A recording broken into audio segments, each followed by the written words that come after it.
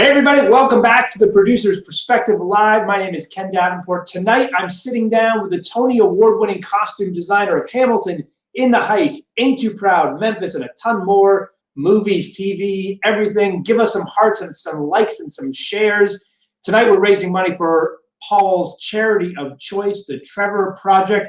We're sitting down with Paul Tazewell in just a few moments. Hit it, Mary. We're getting the band back together, getting the boys who rock to rock again. We're getting the band back together, rocking the bits of a place that remembers when some punks from the suburbs lit the sky with too much reverb. We're getting the band back together. Hello, everybody. Welcome back to the weekly format of the Producer's Perspective Live. Thank you so much for being with us tonight. Hello, Alan from Maryland. Hello, everybody. Kristen Lucas sending a nice virtual hug. Good to see you, Kristen. Thanks so much. Where's everyone? Hello, Sean. Good to see all of you back. How was your week, everybody? Everybody good? Anyone from Florida or Arizona or Texas in here? How's it going down there? I'm very worried about you guys. I hope you are all wearing masks. Wear masks and don't go to gyms. I was just some gym owner in Arizona is suing the Arizona government for not letting him stay open. This guy, in about 10 years, he's going to look back and be like, "What an idiot I was." Anyway, I hope you're keeping safe wherever you are. Welcome to all of you replay watchers out there. Hopefully, if you're watching this 6 months from now, it's like, oh, that pandemic, we got through that okay because we came up with a vaccine. Probably going to be a little bit longer. But speaking of replays, go watch last week's guest, Mandy Gonzalez, the Fearless, and I mean that literally because she is the head of the #Fearless Squad. Go check it out. She joined us last week, a very, very inspirational episode and a lot of fun. Just a lot of joy coming out of that woman.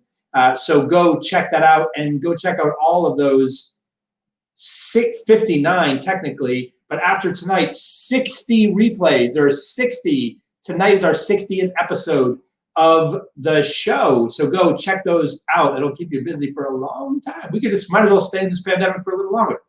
No, let's not do that. News. Before we get to tonight's guest, let's talk about some news. So first, the good news. I've got good news. I've got bad news. The good news, this Friday, July 3rd, we all get to see Hamilton.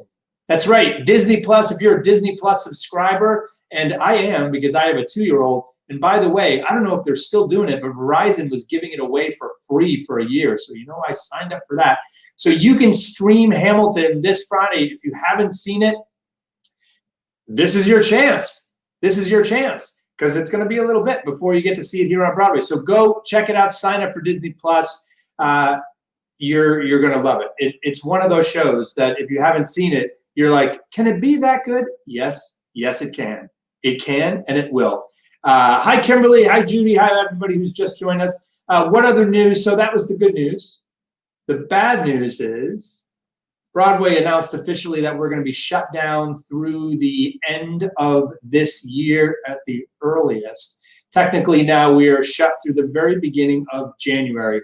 We were expecting this, I think. Those of us in the know, we were definitely expecting this.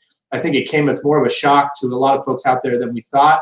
I know it's like some people are saying, oh no, on the comments. Yeah, it's a bummer. But like I wrote a couple of weeks ago in my blog, I truly believe longer is stronger. The longer we're out, the more we can learn from other folks, the more people can get back used to the idea of dipping their toes in the water of gathering, and they will have attended other events. We're going to learn from sports. I was just watching basketball, which, we'll see what happens there. But if basketball, if they start operating, if they start playing, even without fans, all those guys running around, spitting and sweating all over each other.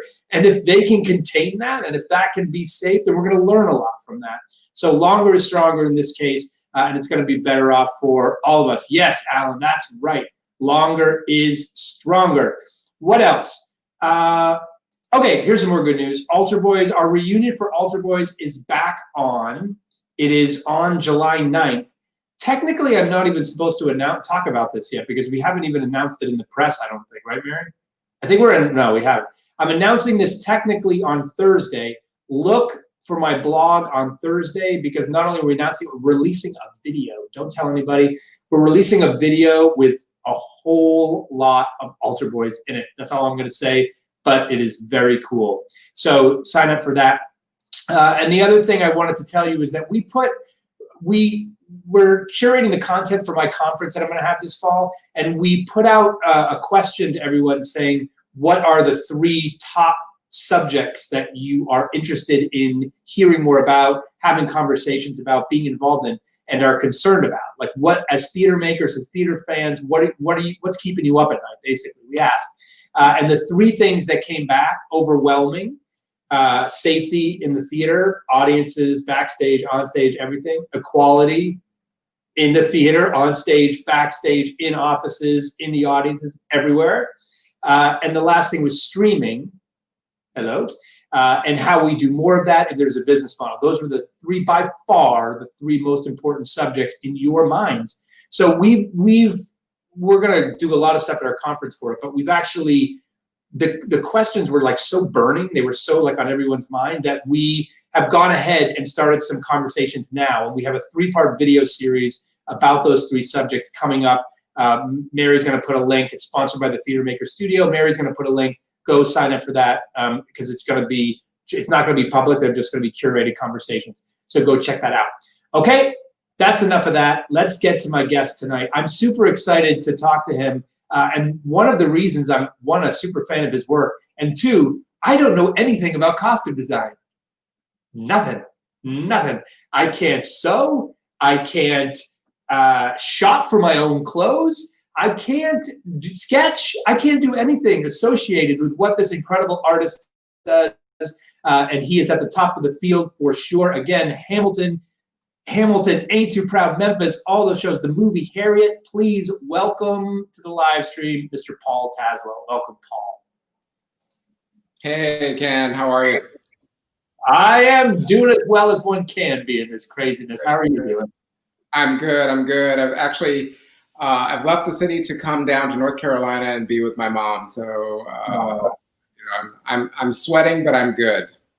How's she doing? Safe and sound and under your good care, I guess? Yes, indeed. Yep. Oh, good. Where were you when this all, as I say, when the virus hit the fan? Like, what were you doing at the moment when you were like, oh, this is different. I've got to get out of here. We were just finishing tech, and that I believe that it was that night we were going to start previews for Hamilton. It was the production that's opening up in LA. Oh, right. So right at that moment, they said we're going to have to shut down, and we all went back to our hotel rooms and packed up to head back home. But it's been very interesting, you know, and working through all of this. I mean, I'm sure for everyone as well. But, you know, as you mentioned just earlier, you know, we're looking at January now for any of the shows to open up. So I'm hopeful that everyone will be able to fare this the best they can. So you mentioned it's been, oh, look at this. You got a fan in the house here. You're royalty. I've never felt more beautiful in his designs. You mentioned, you know, difficulty working through this, and I think that was probably just a phrase. But how are you working through this literally? Like, what are you doing from on our future projects? What have you been working on, and how do you do it during this time? Well, the new production that I'm working on, that I'm in the middle of designing, is MJ. The new Michael Jackson musical that Christopher Wheeldon is directing. So we've continued to have design meetings, and we're you know, kind of progressing, you know, as normally as you can, because all of our meetings have been virtual. But my work, you know, at my studio has pretty much been the same. You know, I'm just following it through, and my time frame has been extended because we all of our dates have been pushed. And then, you know, say with the production of Hamilton that's happening in Australia coming up, I'm starting to have meetings with the builders of the costumes over there, and making plans for going to Australia to start fittings. That country has opened up more, much more early than we have, indeed. So I'm crossing my fingers that we'll be able to get into the country and start our work. So as I mentioned in my intro, I really know nothing about costume design. So we're going to start with one of the many questions that I don't know about. And you mentioned being in LA. Now you're talking about Australia.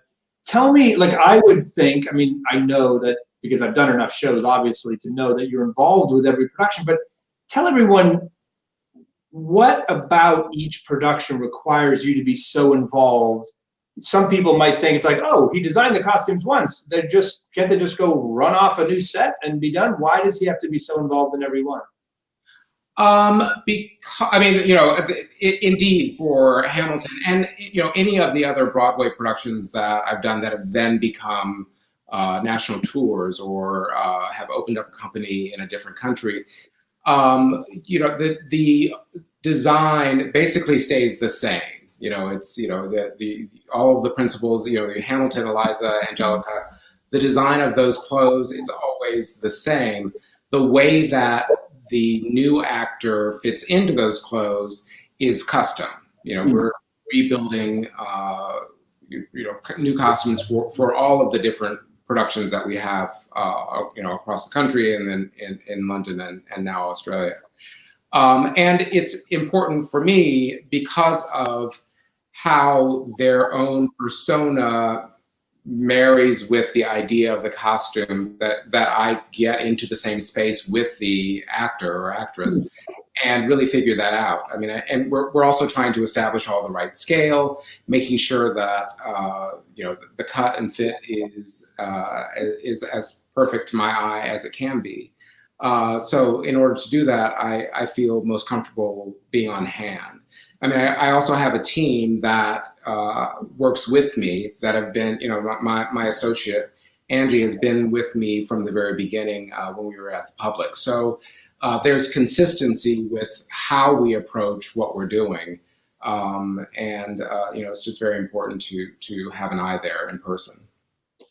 Can you talk a little bit about that collaboration between an actor when you're working with a principal in designing a new show, and that principal is portraying a new character? Mm-hmm. Is there like, oh, I'd really like, what can I wear red? I feel she's red. Like, is there that kind of interaction? Absolutely. I mean, it's important for me as a designer to acknowledge and embrace that element. I mean, I would say that from the start, I'm working 4 months ahead,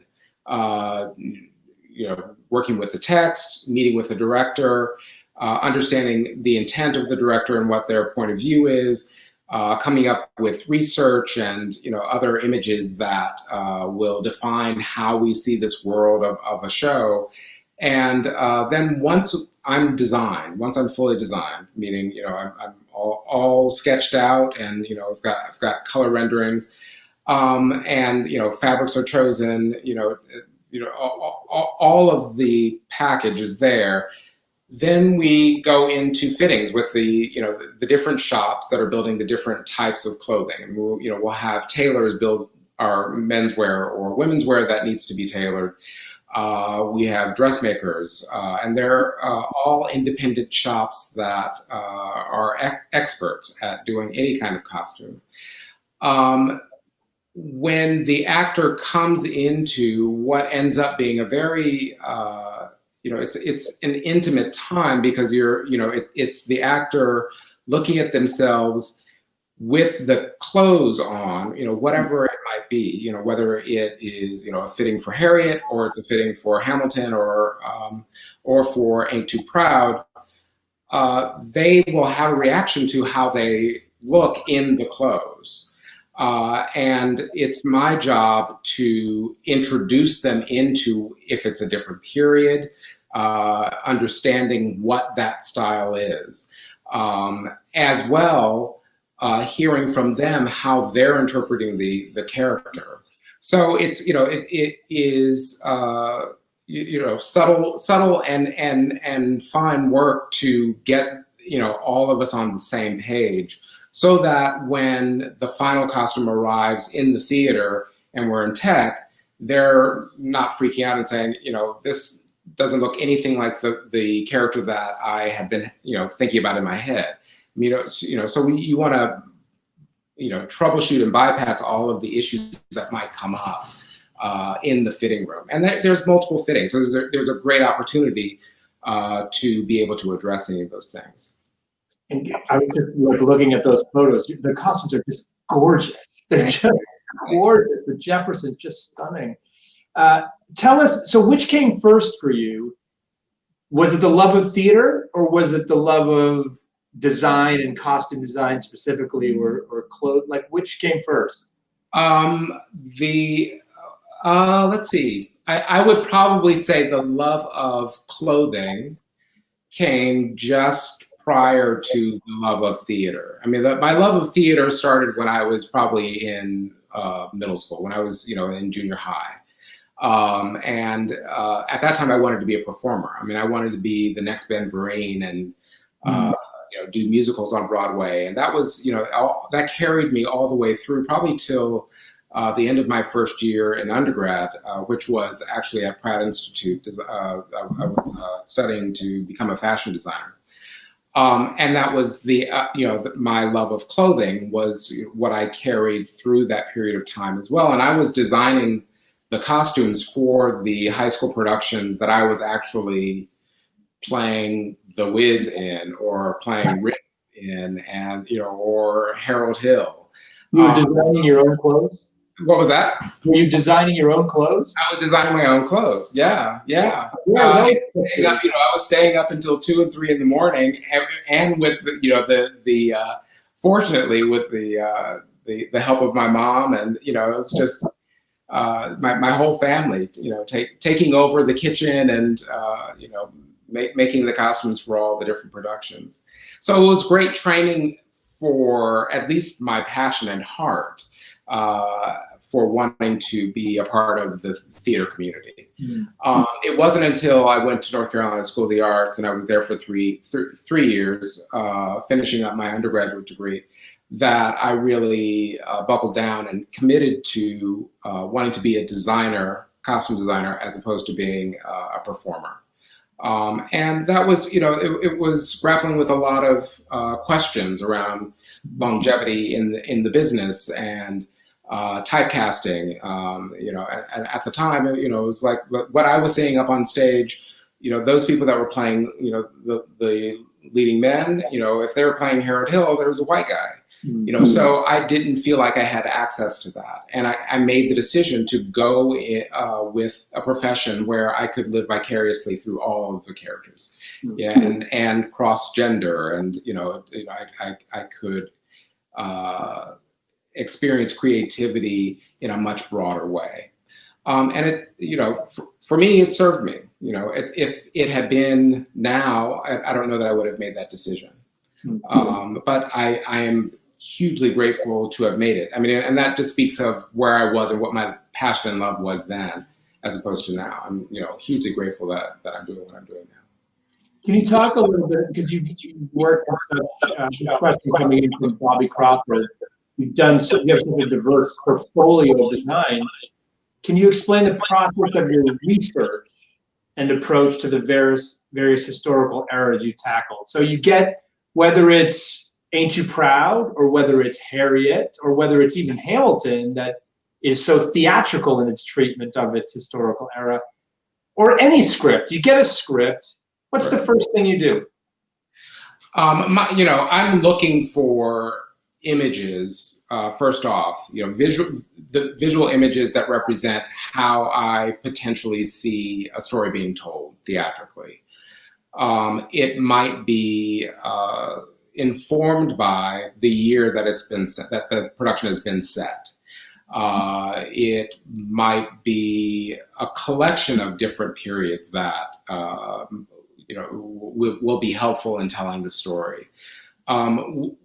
And that's where the director and their point of view is imperative, because it it all goes back to the leader of, the orchestrator of the production. And I mean, that's a, not the literal orchestrator, but the director of the production, and how they imagine this world is going to, become created, and what best serves the piece. I find it imperative that it's based in the period, and then as a creative artist, I take off and make it specific to the production that I'm designing. You've got this photo of Ain't Too Proud going on, so with the Temptations, they were known for their dress. They were known as African-American men, Black men of the 60s, 70s, even to today, and men that wore clothes well, that set the tone for style and of the period. And so it was very important to give that light to the costumes, to have them feel like they were the most stylish guys that were singing at the time, and they were the matched pair to, or the matched group to the Supremes. So indeed they were they were the high style of Black American song at the time. So as a designer, I tweak things and move away from what might be the literal truth of what they wore, and have it be more about how do I tell the story in the best way, while still keeping it within the period. So with Ain't Too Proud, you don't see everybody in the exact same looks that you've seen photographs of them. I'm making decisions that seem to be right for the way that the production actually moves and works over the evening. This is such it's a small detailed question, but I've always wondered it.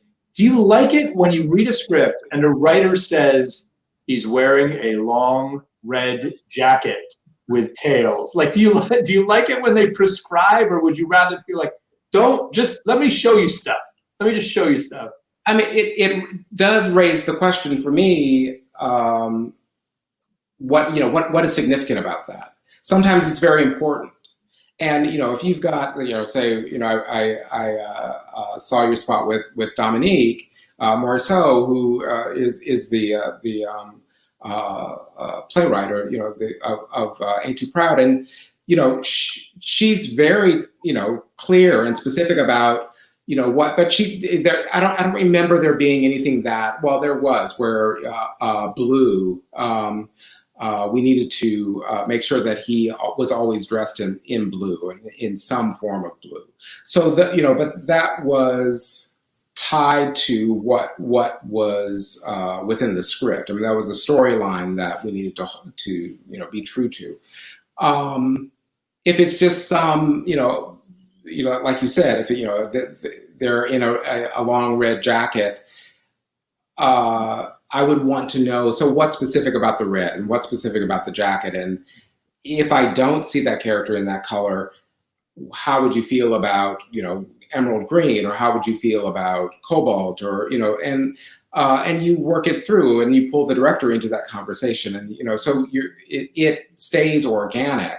And I think that it's what makes live theater vital in creating it. I mean, that it's, decisions that come together. You've got experts coming together, making decisions about how to best tell the story.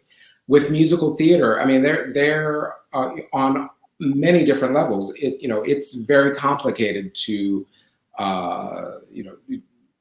create that as a theatrical expression, because there are so many different elements that need to come together in the perfect way to establish a world. What are the differences in designing costumes for theater, music theater, and television or film? Is it the same process, same thing, or vastly different? It's always dependent on what the production is, but the entry into designing, a theater piece, a musical, an opera, a television or film is always from the same place. I'm always starting with a text, and I'm always referring to a director and their point of view. And then going into it, making decisions about character that is specific for each character so that we understand how the story is being told and who the story is being told through, when it's happening, where it's happening. When you're dealing with television, you're just dealing with and film, you're dealing with a broader group of people, much more so with film than you are with television. And most of the television I've done has actually been televised theater pieces, theater pieces that have been originally written for television and then, originally written for theater and then they've been televised, except for like The Immortal Life of Henrietta Lacks or something like that, which is more like a film. So, I'm dealing with text, dealing with research, making decisions, drawing it out, having it created, having it built, and we inevitably end up at whether we're filming a scene that is specific to that day, or on a theater piece, all the clothes arrive in the theater all at the same time, and we're going about teching over 2 weeks period of time. That's what is different. From on television and film, you're doing scene by scene, and scene by scene that's done out of order. For theater, you're all in the same space, all making it happen, and usually working consecutively through, so that you make sure that everybody can get their clothes on and off in the right amount of time, that all the clothes fit properly, that they all are built to hold up, that they're on the right sides of the stage when they need to be on the right sides of the stage. So there's a different kind of choreography that's happening backstage that's necessary to figure out within the tech period of doing a musical. I guess in movies, you're also, you're getting close-ups like this that you're never getting in a musical theater piece, right? But also for me, I love detail. I'm the kind of designer that I really pay attention to things as close up as what you're saying, your cuff, or that we'll see at a distance, and wanting for it to look correct when it's a distance, from a distance as well as up close. It's you will see which was what was so beautiful to have an opportunity to see some of the footage of Hamilton that is going to be streamable. That the work that we put into making decisions about all the detail, right, really shows so beautifully on film. So I'm so grateful that we, that I did take the time to make choices that would show up well on film as well as a theater expression. Yeah, I can just imagine that call to you, like, Paul, we're going to shoot it and we're going to put it on Disney Plus, and you're like, I didn't do any detail. I just did it so you could see it from the back. It shows how committed of an artist you are. I love it. Let's. Here's a great question. For costume designers or for any theater makers, how are you not overwhelmed with multiple projects at the same time? What's your process of prioritizing? How do you keep it all straight? That is something that, we start, you're introduced to that way of thinking when you're in school, or even starting out in this business overall, where you're juggling multiple projects. It's because you do it to survive. Many of us working in theater, live in New York City. It's a beast of a city to make a living, especially in theater. So when you're starting out, you're taking as many shows as you need to in order to pay your rent. And if you don't, then you don't survive. So you develop skills of multitasking, and they continue to grow. I've been hugely fortunate to, be faced with working on 3 productions at the same time. There was one period where I was, there were 3 productions on Broadway that were happening at the same time, 2 that were teching at the same time. So I was going back and forth between theaters. I mean, that's a gift, to have that opportunity to do that. But you also have to manage not being present for a director at a specific time and making sure that you have backup with your team to cover you if you need to go someplace else. So you're always figuring out, how can I, juggle this so that I can make a living. That was what it was, early on. If I've got a show that is in production in San Diego and I've got a show that's in production in New York and I'm flying back and forth, I mean, that's just part of the job. And you develop skills as you do it longer. I mean, I've been doing this for 27 years. As you do it longer, you work to have the support that you need wherever it needs to be. And here's another question, and something you hinted at when you said the costumes have to hold up. Crystal Taylor asked, does choreography play a big part in how you design? And this is not something you have to think about in movies, but you have to think about dancers doing whatever they're doing. Hamilton and Ain't Too Proud, doing that 8 times a week, and how does your stuff hold up? Does it limit sometimes the things you can do with your designs? Because all of a sudden the choreographer, well, he's got to do a 2 one-handed backflip in that, so he can't wear that. Talk about that process. Choreography is huge. I mean, I see my designs as an extension of the choreography. I think that it's present in, probably will be most familiar for people who've seen Hamilton, and how the clothing moves with the people as they're dancing, what the officers' coats do in movement, or what the ball dresses do in movement as they swirl around on the turntable. It all, the way that it's designed and the way that fabrics are chosen is to be a poetic extension of the choreography that Andy has created. For Ain't Too Proud, the function need is different, because you've got guys who need to look pristine in tailored garments, tailored suits, but they need to be able to drop to their knees and lift themselves up and spin around and drop their jackets off. And, so the fabric that is used for that, the way that it's cut, all of that is very specific to what Sergio has created in the choreography, which is, hugely dynamic. With that as well, they've got to get in and out of those clothes lickety split. I mean, that's probably one production where, there's the least amount of time for our quick changes. And that takes a wear and tear on the clothes, as well as making sure that the right pieces are where they need to be. But indeed, I think that there is a huge bond in how the costume design works with the choreography of the piece. I mean, I think that they need to hold hands, in a nice way for it to be successful.